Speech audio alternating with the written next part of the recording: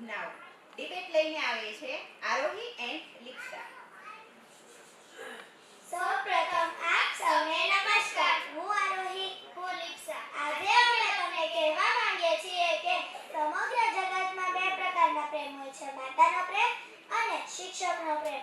આ બંને પ્રેમ અલગ અલગ હોય છે, પરંતુ જીવનમાં કયો પ્રેમ વધારે મહત્વ ધરાવે છે, આજે આપણે એની વિશે થોડી ચર્ચા કરીશું. દરેક વ્યક્તિના જીવનમાં તે સૌથી ખાસ હોય છે કે દૂર હોવા છતાં પણ આ દેવી પાસે હોય છે, જેની સામે મોત પણ પોતાનું સ્વર ઝુકાવી દે તે બીજું કોઈ નહીં પણ માં જ હોય છે.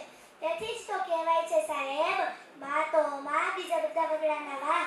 ગુરુ બ્રહ્મા ગુરુ વિષ્ણુ ગુરુદેવ મહેશ્વર, ગુરુ સાક્ષાત પરબ્રહ્મ તસ્મૈ શ્રી ગુરુદેવ નમઃ.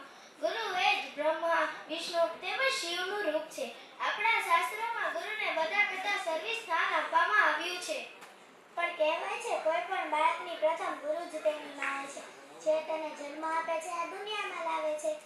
બાળકને ઉઠતા, બેસતા, ચાલતા પણ માં જ શીખવે છે.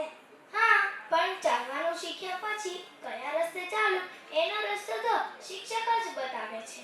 માતાનો પ્રેમ અનન્ય છે, તો શિક્ષકનો પ્રેમ નિસ્વાર્થ છે. માં આપણને જન્મ આપે છે, આપણો ઉછેર કરે છે, તો શિક્ષક આપણને જ્ઞાન આપે છે, આપણે જીવન કેવું જીવવું એ શીખવે છે.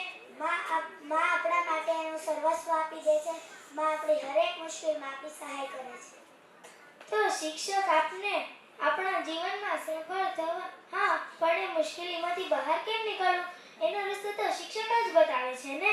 માં આપણે હરેક કામમાં આપણી સહાય કરે છે. માતાનો પ્રેમ અપરિમિત છે, તો શિક્ષક આપણે આપણા જીવનમાં સફળ થવા સહાય કરે છે. તો શિક્ષકનો પ્રેમ આપણા લક્ષ્યોને સિદ્ધ કરવામાં મદદ કરે છે.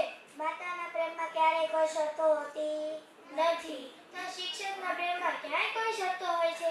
આપણે બધા જાણીએ છીએ કે કોઈ પણ વ્યક્તિ ડોક્ટર કે એન્જિનિયર બને તો એ બનાવવાવાળા શિક્ષક જ હોય છે. પણ શિક્ષક કોઈ દિવસ એવું નહીં કે મેં આને ડોક્ટર કે એન્જિનિયર બનાવ્યો, આ તાકાત શિક્ષકની છે.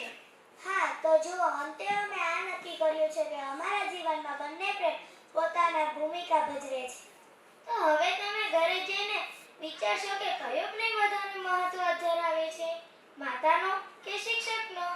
તમારા સૌને ખૂબ ખૂબ આભાર કે તમે અમને એટલી શાંતિથી સાંભળ્યા. ધન્યવાદ. વેરી ગુડ બેટા.